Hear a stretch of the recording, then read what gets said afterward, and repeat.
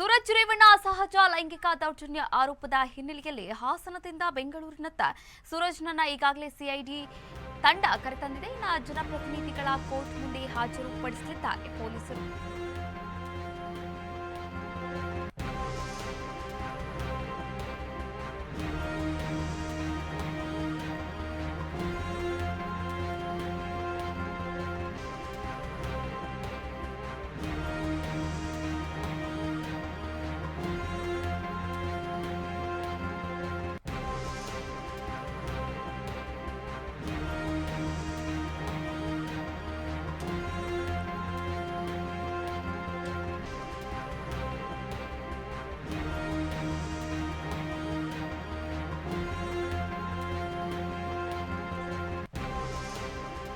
ಸೂರಜ್ ರೇವಣ್ಣ ಅಸಹಜ ಲೈಂಗಿಕ ದೌರ್ಜನ್ಯ ಎಸಗಿರುವ ಆರೋಪದಡಿ ಹಾಸನದಿಂದ ಬೆಂಗಳೂರಿಗೆ ಸೂರಜ್ನನ್ನ ಕರೆತಂದಿದೆ ಸಿಐಡಿ ತಂಡ. ಇನ್ನು ಜನಪ್ರತಿನಿಧಿಗಳ ಕೋರ್ಟ್ ಮುಂದೆ ಹಾಜರುಪಡಿಸಲಿದ್ದಾರೆ ಪೊಲೀಸರು.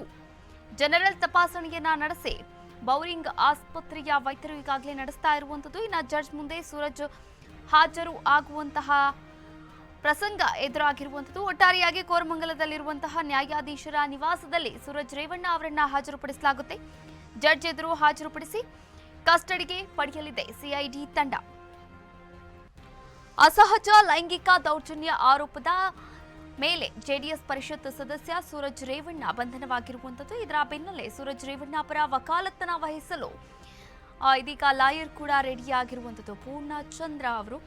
ಒಟ್ಟಾರೆಯಾಗಿ ಈ ಒಂದು ಪ್ರಕರಣದ ಬಗ್ಗೆ ನೋಡೋದಾದ್ರೆ ಇವತ್ತು ಭಾನುವಾರ ಆಗಿರೋದ್ರಿಂದ ಕೋರ್ಟ್ಗೆ ರಜೆ ಇದೆ. ಹೀಗಾಗಿ ನ್ಯಾಯಾಧೀಶರ ಮನೆಗೆ ಕರೆದೊಯ್ಯಲಿದ್ದಾರೆ.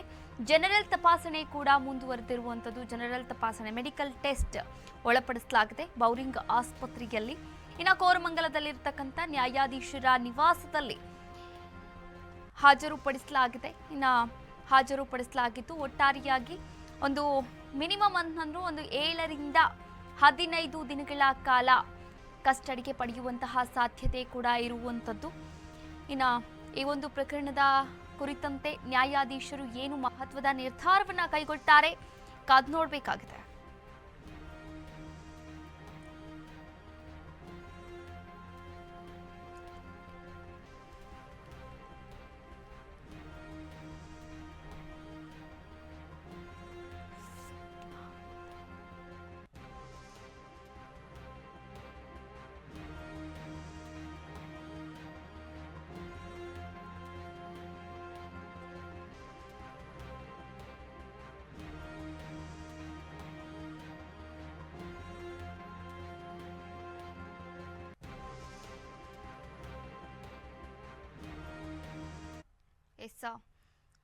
ಇದೇ ವಿಚಾರಕ್ಕೆ ಸಂಬಂಧಪಟ್ಟಂತೆ ನೇರ ಸಂಪರ್ಕದಿಂದ ನಮ್ಮ ಪ್ರತಿನಿಧಿ ವಿವೇಕ್ ಜಾಯಿನ್ ಆಗ್ತಾ ಇದ್ದಾರೆ. ಹೆಚ್ಚಿನ ಮಾಹಿತಿಯನ್ನ ನೀಡ್ತಾ ಹೋಗ್ತಾರೆ. ವಿವೇಕ್, ಇನ್ನ ಸೂರಜ್ ಅವರನ್ನ ನ್ಯಾಯಾಧೀಶರ ಮನೆಯ ಅಂದ್ರೆ ನಿವಾಸದಲ್ಲಿ ಕರೆತಂದಿರುವಂತದ್ದು. ಇನ್ನ ಯಾವೆಲ್ಲ ವಿಚಾರಣೆಗಳನ್ನ ನಡೆಸಲಾಗ್ತಾ ಇದೆ, ಅಲ್ಲಿ ವಾತಾವರಣ ಹೇಗಿದೆ, ಈ ಬಗ್ಗೆ ಅಪ್ಡೇಟ್ಸ್ ಅನ್ನ ನೀಡ್ತಾ ಹೋಗೋದಾದ್ರೆ ವಿವೇಕ್. ಎಸ್ ಕಾವ್ಯ, ನಿನ್ನೆ ಅಷ್ಟೇ ಸೂರಜ್ ರೇವಣ್ಣ ಅವರಿಗೆ ವಶಕ್ಕೆ ಪಡೆದುಕೊಂಡಿರುತ್ತಾ ಪೊಲೀಸರು. ಇವತ್ತು ಅವರ ಮೆಡಿಕಲ್ ತಪಾಸಣೆ ಏನಿದೆ, ಅದು ವೈದ್ಯಕೀಯ ತಪಾಸಣೆ, ಅದನ್ನು ಕೂಡ ಮುಗಿಸ್ತಾರೆ. ಅದು ಮುಗಿಸಿದ ಬೆನ್ನಲ್ಲೇ ಇವತ್ತು ಅವರ ಕೇಸ್ ಏನಿದೆ ನಾರ್ಮಲ್ ಪೊಲೀಸರು ಬಿಟ್ಟು ಸಿಐಡಿ ತನಿಖೆಗೆ ರವಾನಿಸಲಾಗುತ್ತೆ. ಸಿಐಡಿ ತನಿಖೆಗೆ ರವಾನಿಸಲಿದ ಕಾರಣದಿಂದಾಗಿ ಅವ್ರಿಗೆ ಬೆಂಗಳೂರಿಗೆ ತರಬೇಕಾಗಿರುತ್ತೆ. ಇವತ್ತು ಜನಪ್ರತಿನಿಧಿಗಳ ನ್ಯಾಯಾಧೀಶರೇನಿದ್ದಾರೆ ಅವ್ರ ಮನೆಗೆ ಕೂಡ ಹಾಜರುಪಡಿಸ್ತಾರೆ. ಇನ್ನೇನು ಕೆಲವೇ ಕ್ಷಣಗಳಲ್ಲಿ ಅವರ ಮುಂದೆ ಹಾಜರುಪಡಿಸ್ತಾರೆ ಅನ್ನೋ ಒಂದು ಮಾಹಿತಿಗಳು ಕೂಡ ಲಭ್ಯವಾಗ್ತಿದೆ. ಮತ್ತು ಇನ್ನೊಂದು ಏನಂದ್ರೆ ಆ ಜನಪ್ರತಿನಿಧಿಗಳ ನ್ಯಾಯಾಧೀಶರ ಮನೆಯಲ್ಲಿ ಹಾಜರುಪಡಿಸಿದಂತ ಸಂದರ್ಭದಲ್ಲಿ ಸಿಐಡಿ ಅಧಿಕಾರಿಗಳೇನಿದ್ದಾರೆ ಅವರ ಸಮ್ಮುಖದಲ್ಲೇ ಅವರನ್ನು ಕೂಡ ಅಲ್ಲಿ ಹಾಜರುಪಡಿಸ್ತಾರೆ. ಅವರು ಕೆಲವೊಂದು ಇಷ್ಟು ಅಂಶಗಳನ್ನು ಕೂಡ ಬೇಡಿಕೆ ಆಗಿಡ್ತಾರೆ, ಒಂದು ಆಕ್ಷೇಪಣೆಯನ್ನ ಮಂಡಿಸ್ತಾರೆ. ಇವರು ಇಷ್ಟು ದಿನಗಳ ಕಾಲ ನಮಗೆ ಇನ್ನೂ ಕಸ್ಟಡಿಗೆ ಬೇಕಾಗಿದೆ, ಯಾಕಂದ್ರೆ ಅವರ ವಿರುದ್ಧ ಈಗಾಗಲೇ ಬರೀ ಪ್ರಾಥಮಿಕ ಹಂತದ ಮಾಹಿತಿಗಳನ್ನು ಮಾತ್ರ ಕಲೆ ಹಾಕಿರ್ತಾರೆ ಪೊಲೀಸರು. ಇನ್ನು ಸಾಕಷ್ಟು ಅವರಿಗೆ ವಿಚಾರಣೆ ನಡೆಸಬೇಕಾಗಿರುವಂತಹ ಕಾರಣದಿಂದಾಗಿ ಈ ಕಾರಣ ತೋರಿಸಿ ಅವರಿಗೆ ಸಿಐಡಿ ಕಸ್ಟಡಿ ಅಂದ್ರೆ ಪೊಲೀಸ್ ಕಸ್ಟಡಿಗೆ ಕೇಳುವ ಸಾಧ್ಯತೆ ಬಹುತೇಕ ಇದೆ. ಮತ್ತು 10 ರಿಂದ 14 ದಿನಗಳ ಕಾಲ ಪೊಲೀಸ್ ಕಸ್ಟಡಿಗೆ ಕೇಳುವ ಸಾಧ್ಯತೆ ಇದೆ ಅಂತ ಕೂಡ ಮಾಹಿತಿಗಳು, ಉನ್ನತ ಮೂಲಗಳಿಂದ ಮಾಹಿತಿಗಳು ಲಭ್ಯವಾಗ್ತಿದೆ. ಮತ್ತು ಇನ್ನೊಂದು ಏನಂದ್ರೆ ಈಗಾಗಲೇ ಸೂರಜ್ ರೇವಣ್ಣ ಅವ್ರ ವಿರುದ್ಧ ದಾಖಲಾಗಿರುವಂತಹ IPC ಸೆಕ್ಷನ್ಗಳು ಗಂಭೀರವಾಗಿದೆ. ಆ ನಿಟ್ಟಿನಲ್ಲಿ ನೋಡ್ತಾ ಹೋದ್ರೆ ಬಹುತೇಕ ಅವ್ರಿಗೆ ಪೊಲೀಸ್ ಕಸ್ಟಡಿಗೆ ಕೊಡುವುದು ಫಿಕ್ಸ್ ಅಂತಾನೆ ಹೇಳ್ಬೋದು. ಈಗಾಗಲೇ ಅವರ ವಿರುದ್ಧ 377 ಕೂಡ ದಾಖಲಾಗಿದೆ, ಮತ್ತೆ 342 ದಾಖಲಾಗಿದೆ, 506 IPC ಸೆಕ್ಷನ್ ದಾಖಲಾಗಿದೆ, ಮತ್ತೆ 33 IPC ಸೆಕ್ಷನ್ ದಾಖಲಾಗಿದೆ. ಈ ರೀತಿಯಾಗಿ 4 ಗಂಭೀರವಾದಂಥ 4 IPC ಸೆಕ್ಷನ್ಗಳು ದಾಖಲಾಗಿರುವುದರ ಕಾರಣಕ್ಕಾಗಿ ಅವರಿಗೆ ಬಹುತೇಕ 10 ರಿಂದ 14 ದಿನಗಳ ಕಾಲ ಪೊಲೀಸ್ ಕಸ್ಟಡಿಗೆ ಕೊಡಲು ಸಾಧ್ಯವಿದೆ ಅಂತ ಹೇಳ್ಬೋದು ಕಾವ್ಯ.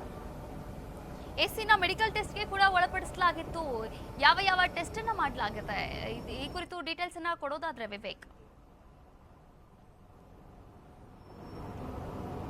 ಎಸ್ ಕಾವ್ಯ, ಅವರಿಗೆ ಇವತ್ತು ಹಾಸನದಲ್ಲಿ ಮೆಡಿಕಲ್ ಟೆಸ್ಟ್ ಅನ್ನು ಕೂಡ ನಡೆಸ್ತಾರೆ. ಅವರ ಮೇಲೆ ದೂರು ಕೊಟ್ಟಂತ ಸಂತ್ರಸ್ತನಿಗೂ ಬೋರಿಂಗ್ ಆಸ್ಪತ್ರೆಯಲ್ಲಿ ಮೆಡಿಕಲ್ ಟೆಸ್ಟ್ ಕೂಡ ನಡೆಸ್ತಾರೆ.